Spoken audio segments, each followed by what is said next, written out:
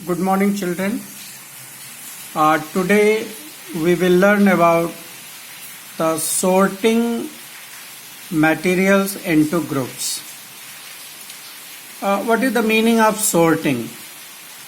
Sorting means, children, when we put the different types of materials in different groups, then this process is called sorting. Sorting का मतलब हुआ कि जो अलग अलग तरह के मटेरियल्स हैं, जो अलग अलग तरह के ऑब्जेक्ट्स हैं जो कि हमारे चारों तरफ हैं, उनको अलग अलग ग्रुप में रखना। अब सवाल ये है कि ऐसा क्यों ज़रूरी है। बच्चों, अगर आप देखें कि अगर आपके घर में जो डिफरेंट मटेरियल्स हैं वो अगर इस तरह से फैले हों, बहुत सारी चीज़ें एक साथ रखे हों, तो ये अच्छा नहीं दिखेगा। और साथ में अगर इससे काम करना हो तो ये भी इससे काम करना बहुत ही कठिन होगा, क्योंकि अगर हमें कोई चीज़ ढूंढना होगा तो हमें वो आसानी से नहीं मिलेगा। फॉर एग्ज़ाम्पल कि अगर आपके घर में अगर किचन की चीज़ बेडरूम में मिले तो उसको ढूंढना मुश्किल होगा।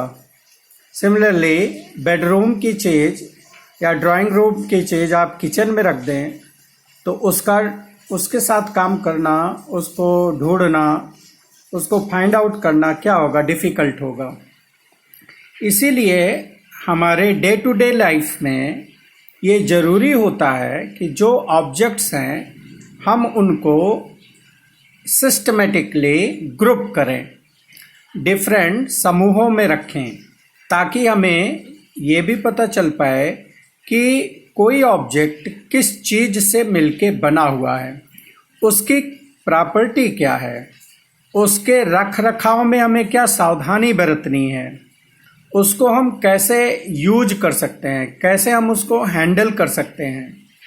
ये सारी जानकारी होने के लिए हमें ये पता होना चाहिए कि हम मटेरियल्स को कैसे डिफरेंट ग्रुप्स में रख सकते हैं। इस चैप्टर में बच्चों हम यही देखेंगे कि जो ऑब्जेक्ट्स हैं उनको उनके गुणों के आधार पर, उनके प्रॉपर्टीज़ के आधार पर, वो प्रॉपर्टी चाहे उनका शेप हो, चाहे उनका वो मटेरियल हो जिससे वो बने हुए हैं, इस आधार पर हम जो ऑब्जेक्ट्स हैं हमारे चारों तरफ, चाहे वो हमारा स्कूल हो या स्कूल के बाहर हो, हमारा घर हो, हम उनको कैसे क्लासिफाई कर सकते हैं, हम कैसे उनको ग्रुप में रख सकते हैं। जैसे एक छोटा सा अगर हम ये देखें बच्चों, हमारे चारों तरफ जो मटेरियल्स हैं वो क्या क्या हैं, तो एक मोटे तौर पर अगर आप देखें तो chair, table, book, spoon, water bottle, cycle, car, bullock cart, clothes, toys, food, stone, bricks, spoon, इस तरह से बहुत सारी चीज़ें आपके चारों तरफ होंगी।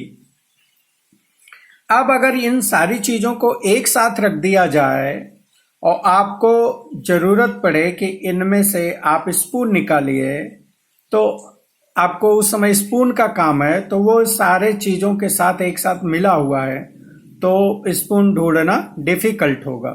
तो इसीलिए ज़रूरी है कि हम चीज़ों को सॉर्ट आउट करें, हम चीज़ों को क्लासिफाई करें, हम चीज़ों को अलग अलग ग्रुप्स में रखें, जिससे कि उनके साथ काम करना क्या हो, आसान हो जाए। इसीलिए sorting means putting the materials और objects into different groups based on the properties. तो चलिए हम कुछ ग्रुपिंग देखते हैं कि हम कैसे मटेरियल्स को ग्रुप कर सकते हैं। ओके, तो चलो बच्चों, सबसे पहले आप एक काम करो कि अपने घर में जाइए आप लोग, और जो भी चीजें, एक आप अपने साथ में कॉपी और पेन ले जाइए, ठीक है। जो भी मटेरियल्स मिले उनका केवल शेप आपको नोट करना है और उनका नाम लिख लेना है कि ये मटेरियल इस शेप का था। तो पहली सॉर्टिंग हम यही देखेंगे कि how the materials can be sorted on the basis of shapes. तो कुछ हिंट हम आपको बता दे रहे हैं, जैसे मान लीजिए राउंड शेप, ये बहुत ही कॉमन शेप होता है राउंड।